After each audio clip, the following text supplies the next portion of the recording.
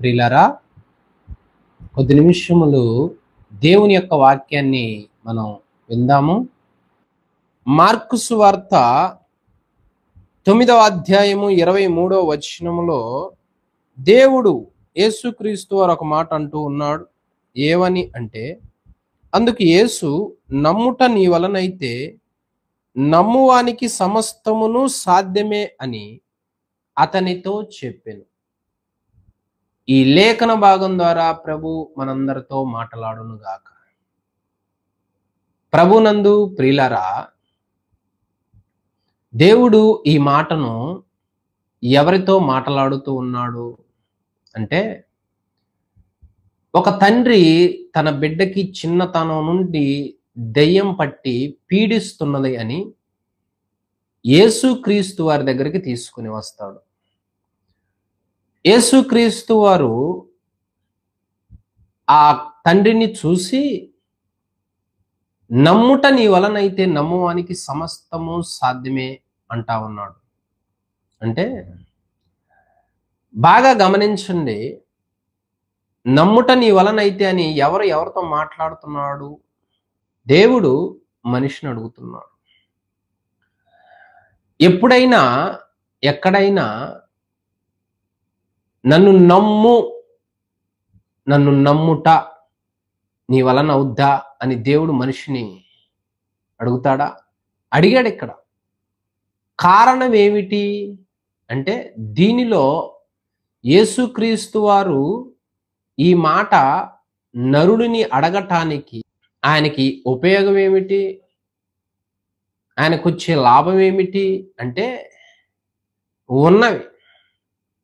పైగా నరుని మాట అడగటానికి కారణాలు కూడా ఉన్నాయి.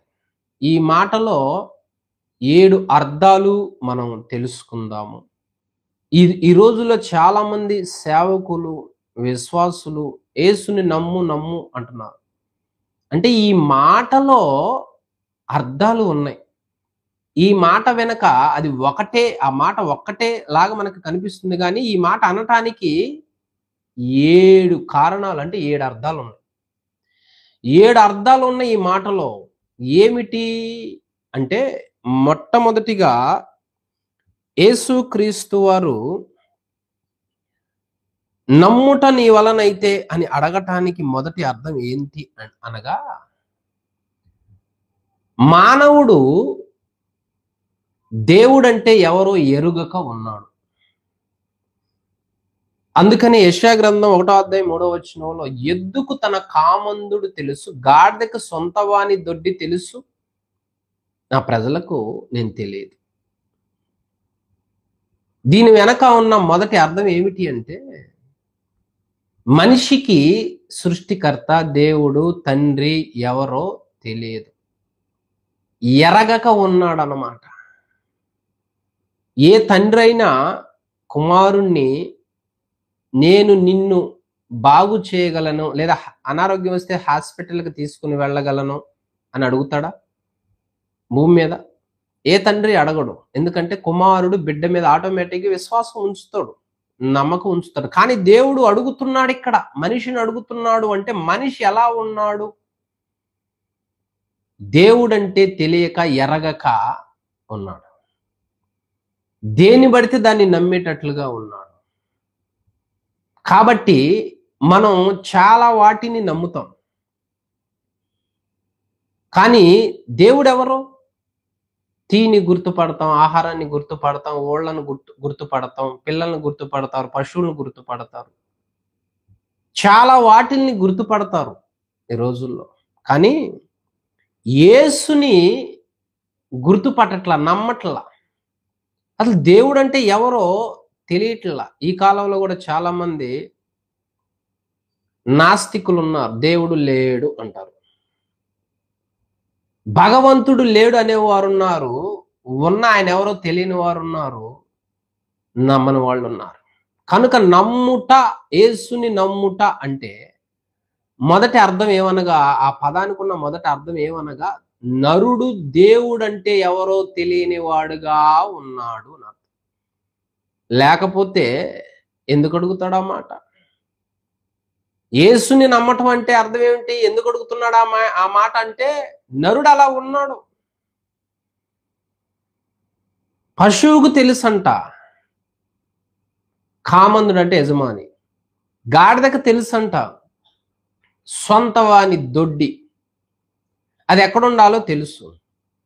కానీ పశువులకు యజమానుడు తెలుసు, అధికారి తెలుసు. నరుడి దగ్గరకు వచ్చేసరికి మాత్రము ఈ ఆకాశమును భూమిని సృష్టిని చేసిన దేవుడు తండ్రి ఎవరో తెలియదు. ఎర్రగని వాడుగా ఉన్నాడు గనక నమ్ము అంటున్నాడు. నమ్ము అని మొదటి అర్థం ఇది. నరుడు దేవుడంటే ఎరగక ఉన్నాడు అని అర్థం.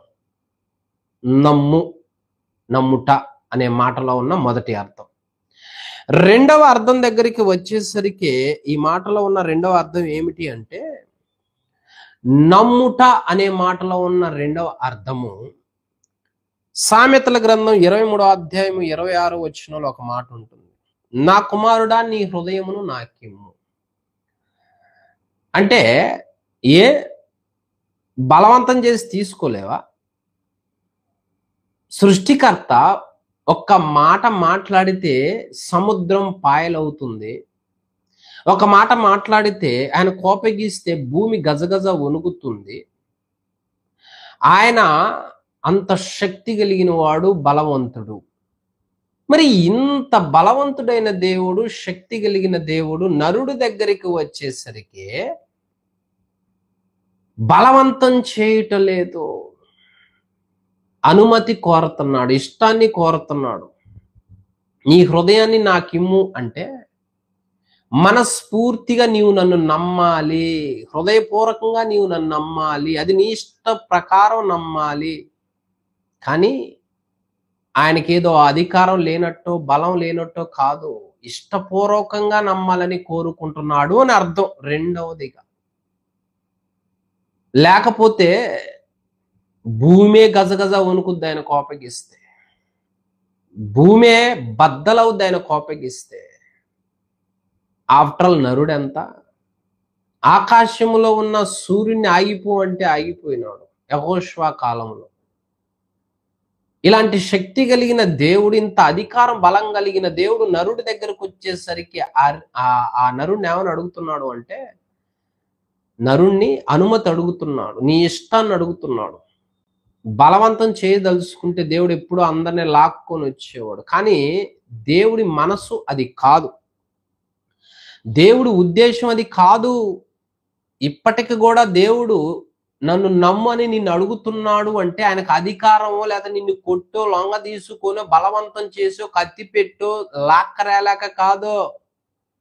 ఆయన నీ ఇష్టాన్ని కోరుతున్నాడు, నీ అనుమతిని కోరుతున్నాడు. నువ్వు ఇష్టపూర్వకంగా ఆయన నమ్మాలని కోరుకుంటున్నాడు కాబట్టి బలం ఉన్నా నీ దగ్గరకు వచ్చేసరికి నీవు ఇష్టమేనా నన్ను నమ్మటం అని. ఇది గమనించట్లా చాలా మంది. శక్తి కలిగిన దేవుడు నన్ను నమ్ము అంటున్నాడు అంటే నా ఇష్టాన్ని కోరుతున్నాడు అని. బలవంతం చేసే చాలా మంది ఏం చేపిస్తారు అంటే అబద్ధ సాక్ష్యాలు చెప్పిస్తారు, లొంగ తీసుకుంటారు బలవంతం చేసి. కానీ దేవుడు అలాగా ఆయన నమ్మాలని కోరుకోవటం లేదు. ఎన్నిసార్లు నరుడు విచ్చలవిడిగా తిరుగుతున్నా నన్ను నమ్ము నమ్ము అంటున్నాడు అంటే ఆయన కింద మనం ఎంత చెప్పండి. ఈ సూర్యుడు ఒక అంగళం గినక ముందుకు వస్తే మానవ జాతి కాలిపోతాం. అంత బలమైన దేవుడు దాన్ని ఎప్పుడు కూడా ఒక క్రమంలో ఒక లిమిట్లో త్రిప్పుతూ ఉన్నాడు. మరి మనిషి దగ్గరకు వచ్చేసరికి మనిషికి దేవుడు విలువ అర్థం కావడంలా. కాబట్టి దేవుడు నిన్ను అడుగుతున్నాడు అంటే నీ ఇష్టాన్ని కోరుతున్నాడు, నీ అనుమతిని కోరుతున్నాడు, దాని ద్వారానే నీ పట్ల కార్యం చేయాలని ఆశపడతా ఉన్నాడు. లేఖనం అంటా ఉన్నది, నీ హృదయాన్ని నీ మనస్సును ఆయనకి ఇవ్వటం నేర్చుకోవాలి. అది అడుగుతున్నాడు దేవుడు. లేకపోతే లాక్కోలేక కాదో, దేవుడు మనసు ఉద్దేశం అవి కావు. గమనించు, నమ్ముట అనే మాటలో ఉన్న రెండవ అర్థం ఏమిటంటే, ఆయనకు అధికార బలం ఉన్నా బలవంతం చేయకుండా నీ ఇష్టాన్ని, నీ ఇష్ట ప్రకారాన్ని ఆయన కోరతా ఉన్నాడు. ఇది రెండవది. ఇక నమ్ముట అనే మాటలో ఉన్న మూడవ అర్థం ఏమిటి అంటే, కొరింథీయులకు రాసిన మొదటి పత్రిక 6వ అధ్యాయము 20వ వచనంలో, విలువ పెట్టి కొనబడిన వారు మీరు. పౌలు గారు చెబుతా ఉంటాడు ఈ మాట. మనుషులు అంటే ఆయన యందు విశ్వాసం ఉంచి రక్షించబడి మానవాళి అందరి కొరకు దేవుడు విలువైన రక్తాన్ని ఇచ్చినాడు, విలువ పెట్టి కొన్నాడు. అంటే రక్షించబడిన వాళ్ళ కోసమే కాదు ఆయన రక్తాన్ని కార్చింది, ఇంకా రక్షించబడని వారికి అందరి కొరకు ఆయన రక్తాన్ని కార్చాడు. లేఖనమేమో విలువ పెట్టి కొనబడిన వారు అంటుంది. విలువ పెట్టి కొన్నాడు. ఎవరిని కొన్నాడు? అంత విలువైన రక్తం ఎవరికి ఖర్చు పెట్టాడు? ఎవరికి దారపోశాడు? ఎవరి కోసం త్యాగం చేశాడు? ఎందుకు ఆయన పరమ నుండి దిగి వచ్చినాడు? ఆలోచించండి. ఒక వ్యక్తి మరొక వ్యక్తి దగ్గరికి వెళ్ళి బ్రతివులాడుతున్నాడు అంటే అతనిలో ఏదో విలువ ఉందని అర్థం. ఈ రోజుల్లో ఒక విలువైన వ్యక్తికి విలువిస్తారు, ఒక గౌరవమైన వ్యక్తికి గౌరవిస్తారు, ఒక ఆస్తిపరుడికి విలువిస్తారు, ఒక రాజకీయ నాయకుడికి విలువిస్తారు. కానీ మనుషులు ఎలాంటి వాళ్ళు అంటే లేఖనం అంటుంది, పాపాత్ములు, పాపము చేసి చెడిపోయి భ్రష్టులై ఉన్నారు. మరి ఇలాంటి వ్యక్తుల కొరకు దేవుడు విలువైన రక్తాన్ని కార్చినాడు అంటే అర్థం ఏమిటి? మనిషి ఎలా ఉన్నాడప్పుడు? చెడిపోయి ఉన్నాడు. కానీ విలువ పెట్టి ఎందుకు కొంటా ఉన్నాడు అంటే మనుషులను విలువగా చూస్తున్నాడు, ఆయన విలువిస్తున్నాడు మనుషులకి.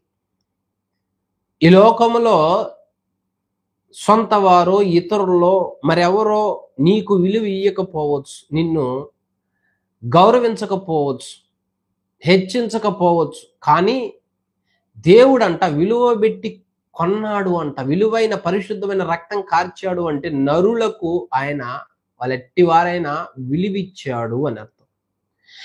ఆయన నరులకు విలువను పెట్టాడు అంటే, ఆయన రక్తాన్ని, విలువైన రక్తాన్ని పెట్టాడు అంటే దేవుని దృష్టిలో నరుడు విలువైన వాడు. దేవుని దృష్టిలో నరుడు ఎలాంటి వాడు? ఆ చూపు చూస్తున్నాడు ఆయన, ఆ మనసు కలిగి ఉన్నాడు ఆయన. కనుకనే విలువగా చూస్తా ఉన్నాడు. ఏదో మనం గొప్ప చేశామని కాదు, లేకపోతే మనం ఏదో భక్తి పరులు అని కాదు, ఆయనే విలువగా చూశాడంట మనల్ని. అందుకని విలువైన రక్తాన్ని కార్చాడు, కనికరం చూపించాడు. కాబట్టి తెలుసుకో, నమ్ముట అనే మాటలో ఉన్న మూడో అర్థం ఏంటి అనగా, మనం ఏదో గొప్పోలని కాదు, ఏం కాదు, మనల్ని విలువగా చూస్తున్నాడు ఆయన, మనల్ని గౌరవంగా చూస్తా ఉన్నాడు ఆయన. ఆ విలువైన రక్తాన్ని కార్చడానికి ఇష్టపడటానికి కారణం ఏంటి? దేవుడు లోకమును ఎంతో ప్రేమించినంటే అంత విలువిచ్చాడు. లోకాన్ని ప్రేమించటానికి ఏమీ లేదు, నీతి లేదు, యథార్థత లేదు. కానీ దేవుడు ఎంతో ప్రేమించాడు, లోకమును ప్రేమించాడంటే విలువిచ్చాడు అని అర్థం. అందుకని ఆ రక్తాన్ని కార్చినాడు. దేవుడు నీకు ఇంత విలువిచ్చి రక్తాన్ని కార్చినప్పుడు ఇంకా నువ్వు పాపంలో ఉండకూడదు. నీ పాపములు కడిగి వేసుకుని ప్రభువునందు నమ్మకం ఉంచు. నీ పాపములు కడిగి వేసుకుని ప్రభువులో కొనసాగిపో. ఆయన దగ్గరే నీకు రక్షణ కలుగుతుంది. ఆయన నీకు విలువిచ్చాడు, అందుకని విలువైన రక్తాన్ని కార్చాడు. ఆ విలువైన రక్తం ఆయన కార్చకపోతే నరుడికి రక్షణ లేదు, గుర్తుపెట్టుకో. ఇది మూడవది. ఇక నాలుగవది, నమ్ముట అనే మాటలో ఉన్న నాలుగో అర్థం ఏమనగా, రోమిలికి రాసిన పత్రిక 1వ అధ్యాయం 28వ వచనంలో, వారు తమ మనసులో దేవునికి చోటు ఇవ్వలేదు అని ఉంటుంది. అంటే నాలుగవదిగా నమ్ము అని దేవుడు అంటా ఉన్నాడు అంటే, ఆ మనస్సులో, ఆ హృదయంలో ఇది వరకు ఎవరినో నమ్మాము, ఎవరినో ఉంచాము అని అర్థం.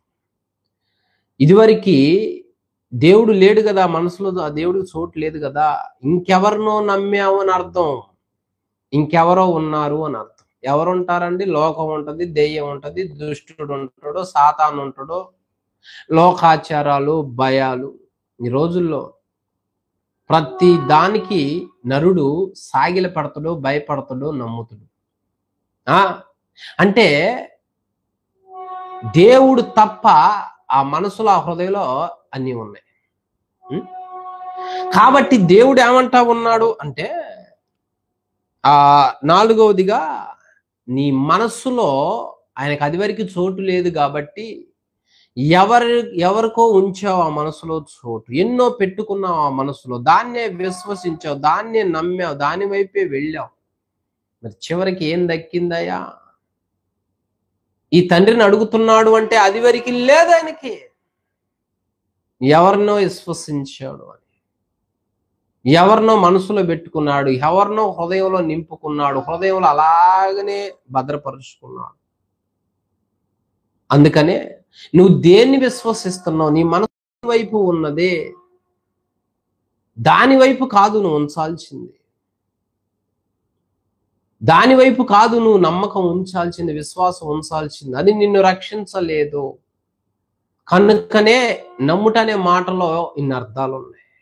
మొదటిగా చెప్పుకున్నాం, రెండుగా చెప్పుకున్నాం. నాలుగవదిగా నమ్ము అన్న మాటలో నాలుగో అర్థం ఏంటంటే, ఇదివరకు నువ్వు ఆయన్ని, దేవుణ్ణి నమ్మలేదు, ఇంకెవరినో నమ్మావు అని అర్థం. లోకం చూడండి ఎన్ని వాటిని నమ్ముతారు. స్నేహితులను నమ్ముతారు, బంధువుల్ని నమ్ముతారు, ఇతరుల్ని నమ్ముతారు, అందరినీ నమ్ముతారు. అట్టెందుకు? ఒక టీ తీసుకొచ్చి ఒక వ్యక్తి ముందు పెడితే ఆ టీ ఏ చేతులతో చేశాడు, లేదా దానిలో ఏ చక్కెర కలిపాడు, ఇవన్నీ చూడరు. కానీ టీ ముందు పెడితే అవి బాగున్నాయని నమ్ముతాడు. ఒక ఆహారం అంటే ఒక భోజనం తీసుకొచ్చి ఒక హోటల్లో ముందు పెడితే ఏ చేతులతో కడిగారు, అందులో ఏం కలిపారు, ఆ ఒక కూర ముందు పెడితే ఏ నూనె వేశారు, ఏ తాలిపి గింజలు వేశారు, ఏ చేతులతో చేశారు, అవి నిన్నటి ఇవాల్టి, ఇవన్నీ నరుడు ఆలోచించడు. అవి వెంటనే నమ్మి బాగుందని తింటాడు, ఆరగిస్తాడు, కడుపు నింపుకుంటాడు. కానీ ఇక్కడికి వచ్చేసరికి మనసులో అవన్నీ పెట్టుకున్నాడు గనక దేవునికి చోటు లేకుండా పోయింది, దేవుణ్ణి నమ్మకుండా పోయింది. దేవుని నమ్మంటే నరుడు అడుగుతాడు, ఎన్ని అడుగుతాడో డౌట్స్, ఎన్ని ప్రూఫ్స్ కావాలో. కళ్ళ ముందు కనిపిస్తుంది ఈ సృష్టి, దీని వెనక దేవుని హస్తం ఉందని కనిపెట్టవచ్చు, తెలుసుకోవచ్చు. కానీ ఒక వస్తువు దగ్గరకు పోయేసరికి, ఒక తిండి దగ్గరకు పోయేసరికి, అట్టెందుకు పిల్లల స్నాక్స్ దగ్గరకు పోయేసరికి వెంటనే తింటారు వాళ్ళు, పెద్దవాళ్ళు కూడా కొనిపిస్తారు. మరి ఎందుకు అడగండి? అక్కడ ఎందుకు డౌట్లు రావు? భగవంతుడు అంటేనే డౌట్లు వస్తాయి. కాబట్టి నీ మనస్సులో దేవునికే చోటివ్వు, ఇతరులకు చోటివ్వద్దు. నాలుగో అర్థం ఏంటంటే, నమ్ముట అనే మాటలో అది వరకు ఆ మనస్సులో, ఆ హృదయంలో దేవునికి చోటు లేదు, ఇంకెవరికో ఉంది అని అర్థం. అందుకే నమ్ము అంటున్నాడు. ఇక ఐదవదిగా నమ్ముట అనే మాటలో ఉన్న ఐదవ అర్థం ఏమిటి అంటే, ప్రతిదానికి సమయం కలదని ప్రసంగి గ్రంథం 3వ అధ్యాయం మొదటి వచనంలో ఉంటుంది. ప్రతిదానికి సమయం కలదు అంటే, నమ్ము అంటున్నాడు అంటే దేవుడు ఒక వ్యక్తిని, ఆ వ్యక్తికి టైం ఇచ్చి మరి, ఆ వ్యక్తి దగ్గర ఆగి మరి నన్ను నమ్ము అంటున్నాడంటే, ఆ వ్యక్తికి సమయాన్ని ఇస్తున్నాడు, నమ్మే సమయాన్ని ఇస్తున్నాడు, నమ్మే అవకాశం ఇస్తున్నాడు, నమ్మే రోజుని ఇస్తున్నాడు అని అర్థం. ప్రత్యేకంగా ఆ వ్యక్తి దేవుణ్ణి నమ్మటానికి టయాన్ని కూడా ఆయన ఇచ్చాడు అని అర్థం. ఈ సంగతి చాలా మంది తెలుసుకోవటంలా. దేవుడు నీకు టయాన్ని ఇచ్చాడు, దేవుడు నీకు అవకాశాన్ని ఇచ్చాడు, దాన్ని కాలదన్నుకోవద్దు. యేసుక్రీస్తు వారు ఆ తండ్రిని నమ్ము అంటున్నాడు అంటే ఐదో అర్థం ఏమనగా, అక్కడ ఆగి మరి అంటా ఉన్నాడు అంటే, ఆ సమయాన్ని నమ్మటానికి దేవుడు అతనికి ఇచ్చాడు అని అర్థం. మరి దేవుడు ఇవ్వకపోతే మనకు సమయం ఆడ నుంచి వస్తుంది? సమస్తం ఆయన సృష్టించాడు, మన ప్రాణాలు ఆయన చేతిలో ఉన్నాయి. నమ్మే సమయాన్ని కూడా ఆయన ఇస్తేనే కదా, నమ్మే ఆ టయాన్ని కూడా మనకి ఇస్తేనే కదా. ఆ సమయాన్ని, అవకాశాన్ని దేవుడు మనకి కల్పించకపోతే, మనకి ఇయ్యకపోతే ఈ భూమి మీద ఏ వ్యక్తి కూడా రక్షించబడేవాడు కాదు. పలాని సంవత్సరంలో, పలాని నెలలో, పలాని వారమున, పలాని రోజు, పలాని టైం ఒక వ్యక్తికి దేవుడు ఇయ్యబట్టి, అందుకే ప్రతిదానికి సమయం కలదు అని. మరి నీకు దేవుడు ఆ సమయాన్ని ఇస్తే, నమ్ము అన్న సమయాన్ని నీకు ప్రత్యేకంగా ఇస్తే, ఆ సమయాన్ని ఎంతమంది పోగొట్టుకున్నారని. మారు మనసు పొందుటకు అవకాశం ఇచ్చినా, సమయం ఇచ్చినా కొందరు నమ్మరు. కొందరు దాన్ని త్రోసిపుచ్చుకుంటారు, హేళన చేస్తారు, అవమానపరుచుకుంటారు. కనుక ప్రభునందు ప్రియ దేవుని బిడ్డ, నీ సమయాన్ని ఎంత వృధా చేసుకున్నావు? దేవుడు నీకు ఎన్నిసార్లు సమయం ఇచ్చాడు, ఎంత సమయం ఇచ్చాడు, ఎంత ఆశపడ్డాడు ఒకసారి ఆలోచించు. అలనాడు సమరయ స్త్రీ యేసుక్రీస్తు వారి దగ్గరికి వస్తే ఆ సమయాన్ని ఆమెకి ఇచ్చినప్పుడు ఆమె వినియోగించుకున్నది ఆలోచించు. మరి నువ్వు వినియోగించుకుంటున్నావా? ఎన్నిసార్లు దేవుడు నీతో మాట్లాడుతూ ఉంటే ఆ మాటలను నువ్వు త్రోసిపుచ్చావు. నా వైపుకు రా, నన్ను నమ్ము అంటే ఎన్నిసార్లు దేవుడు మాటను పెడచెవిని పెట్టావు. దీని వలన నీవు సాధించింది ఏముంది? దీని వలన నువ్వు గొప్పగా ఉన్నది ఏముంది? రక్షించబడింది ఏముంది? ఒకసారి ఆలోచించు. ఈ మాటలు వింటున్న నీ జీవితంలో దేవుడు నమ్ముట, నన్ను నమ్ము అంటున్నాడు అంటే అందులో ఉన్న 5వ అర్థం ఏమనగా, నీకు ప్రత్యేకంగా నమ్మటానికి ఒక సమయాన్ని ఇచ్చాడు అని అర్థం. కొంతమంది ఆ మాట మాట్లాడుతుంటే దేవుణ్ణి నమ్ము అని, వాళ్ళకి అది హేళనగా ఉన్నది, వాళ్ళకి అది నవ్వులాటగా ఉన్నది. బాగా గమనించండి. సొదొమ గుమొర్ర ప్రాంతంలో ఉన్న వాళ్ళని రక్షించుటకు దేవుడు లోతు ద్వారా సమయాన్ని ఇచ్చినాడు, లోతు ద్వారా మాట్లాడించినాడు. కానీ వాళ్ళు ఆ సమయాన్ని ఏం చేసుకున్నారంటే పోగొట్టుకున్నారు, అపహాస్యం చేశారు. చివరికి దాన్ని పరిణామం ఎవరు చూశారంటే వాళ్ళే చూశారు. నిన్ను నమ్ము అంటున్నాడంటే ఆ విలువైన సమయం నీకు ఇచ్చాడు. అందుకే సమయాన్ని పోగొట్టుకోవద్దు, పోనిచ్చుకోవద్దు. సమయం చాలా విలువైనది. భూమి మీద మరణం ఒకటైతే నరకంలో మరణం రెండవది. మరి ఆయన నమ్మాలి నువ్వు.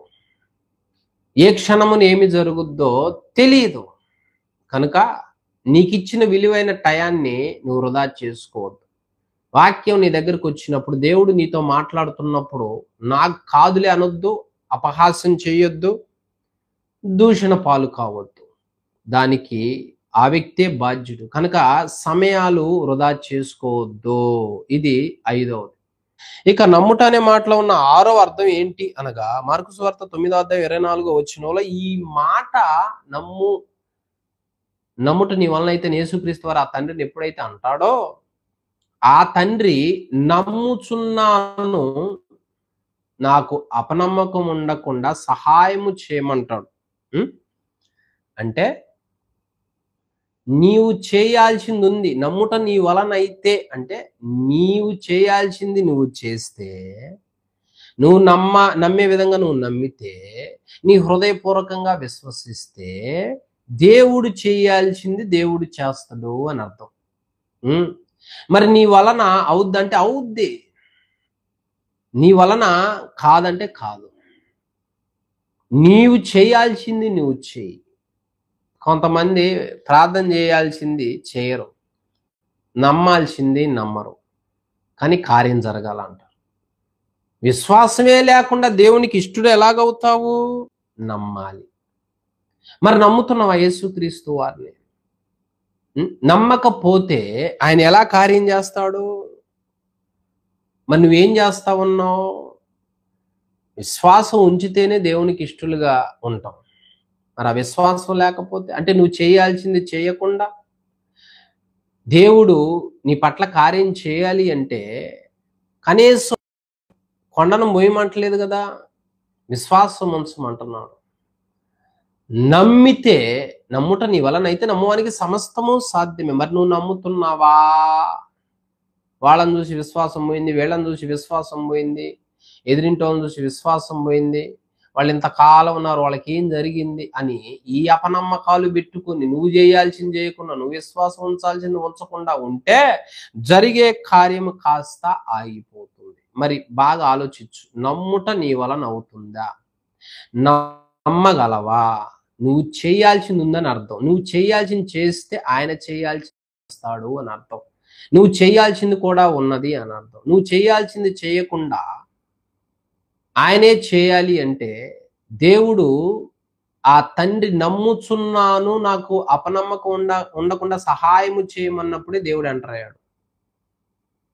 నువ్వు చేయి, నమ్ము. అది కూడా ఎలా నమ్ముతావు? నమ్మి నమ్మనట్లుగా కాదు, హృదయపూర్వకంగా నమ్ము. అపనమ్మకం ఉంచొద్దు.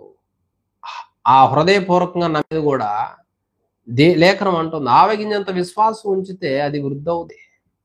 అది కూడా డౌట్స్ ఉండకూడదు.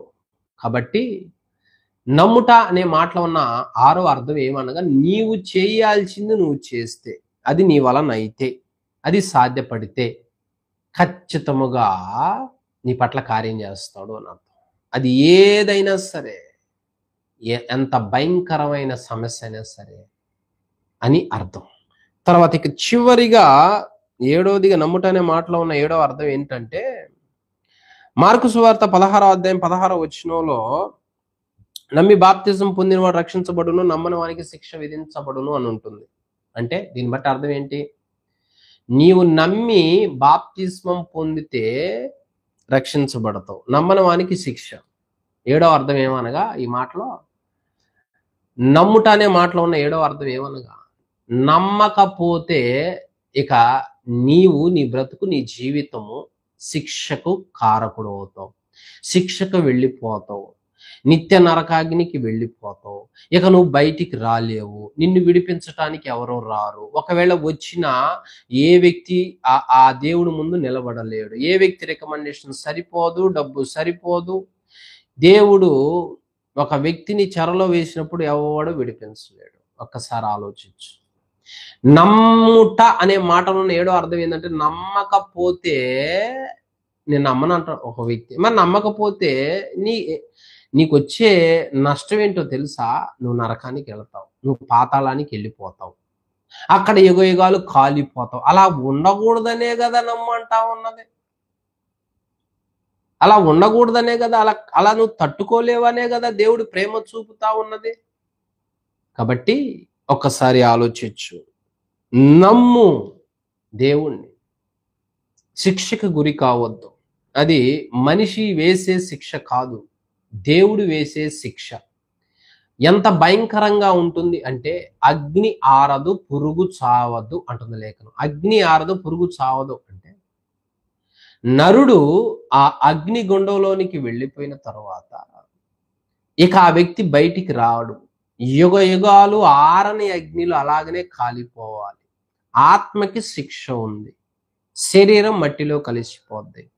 ఇది జరగకుండా ఉండాలి అంటే నమ్మటం నేర్చుకో, విశ్వాసం ఉంచటం నేర్చుకో.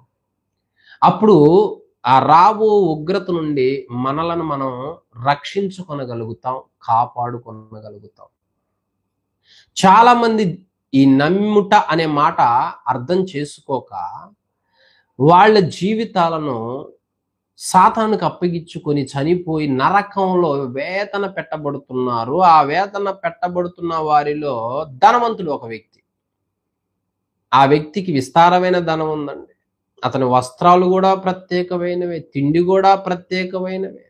ప్రతిదినము సుఖించేవాడు, ప్రతిరోజు సుఖించేవాడు.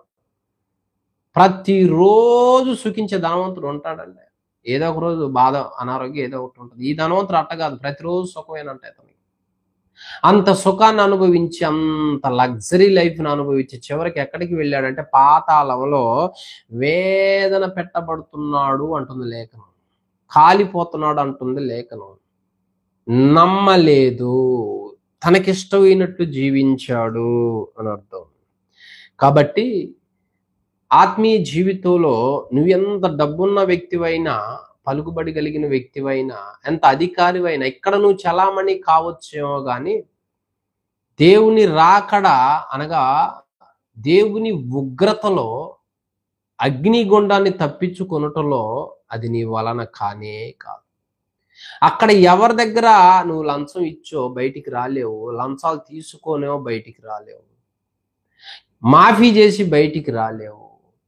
ఆ శిక్ష న్యాయాధిపతి అయిన దేవుడు ఇది విధించేది, ఏర్పాటు చేసింది. నమ్ముట అనే మాటలో 7వ అర్థం అన్నమాట ఇది. నువ్వు వెళ్ళిపోవాల్సి వస్తుంది అని, నువ్వు నరకానికి వెళ్ళిపోవాల్సి వస్తుంది అని, ఇక బయటికి రావు అని, యుగ యుగంలో అక్కడే ఉంటావు అని. చాలా ఉందండి ఆ మాటలో అర్థం. ఎంతమంది ఉన్నారో ఇప్పుడు నరకంలో అంటే చాలా మంది ఉన్నారు. చాలా మంది నరకంలో కాలిపోతూ ఉన్నారు. అంటే పాతాళంలో కాలిపోతూ ఉన్నారు. తీర్పు అయిన తర్వాత నరకం ఓపెన్ అవుతుంది, అందులోకి వెళ్ళిపోతారు. ఇప్పుడు పాతాళంలో అగ్నిగుండంలోనే ఉన్నారు, కాలిపోతూ ఉన్నారు. వాళ్ళు ఎవరు బయటికి తీసుకురావాలండి? వాళ్ళల్లో పిల్లలు, పెద్దలు, యవనస్తులు అందరూ ఉన్నారు. వాళ్ళ పరిస్థితి ఏంటి ఒకసారి ఆలోచించండి. చనిపోయిన తర్వాత ఆ వ్యక్తి భూమి మీద ఇక లేడులే, ఇంకొక జన్మలో పుడతారు అనే వ్యక్తులు కూడా ఉన్నారు. కానీ దేవుని వాక్యం సెలవిస్తా ఉన్నది, ఒక్కసారే మనిషి మరణించాలి, ఒకసారి పుట్టాలి, ఆ తర్వాత తీర్పు ఉంది. ఏంటా తీర్పు అంటే శరీరం ద్వారా జరిగించిన కార్యములంతటిని బట్టి నరుడిని తీర్పులోనికి తీసుకొని వస్తాడు. కాబట్టి నమ్ము అనే మాటలో ఉన్న 7వ అర్థం ఏమనగా, నమ్మకపోతే నీవు శిక్షించబడతావు, అగ్నిగుండానికి వెళతావు అని అర్థం. ఈ 7 మాటలు జ్ఞాపకం చేసుకో. నమ్ము అన్న మాటలో ఉన్న 7 అర్థాలు ఏంటంటే, మొదట దేవుడంటే తెలియదు అని అర్థం, 2 నీ అనుమతిని కోరుతున్నాడు అని అర్థం, 3 అందరికీ వందనములు. ఖడ్గం మినిస్ట్రీ వీడియోలకు సంబంధించిన బుక్కు ప్రింట్ అయి సిద్ధముగా ఉన్నది. మొదటి బుక్కు ఈ కనిపించే 30 అంశాల మీద ఉన్నది. కావలసిన వారు ఈ నెంబర్కు కాల్ చేసి ఆర్డర్ చేసుకొనగలరు. బైబిలులోనే ఆదికాండం నుంచి ప్రకటన గ్రంథం వరకు ఉన్న 1126 కఠిన పదాలు రిఫరెన్స్ తో సహా వాటి అర్థాలు గల బుక్ కావలసిన వారి క్రింది నెంబర్లకు కాల్ చేయండి.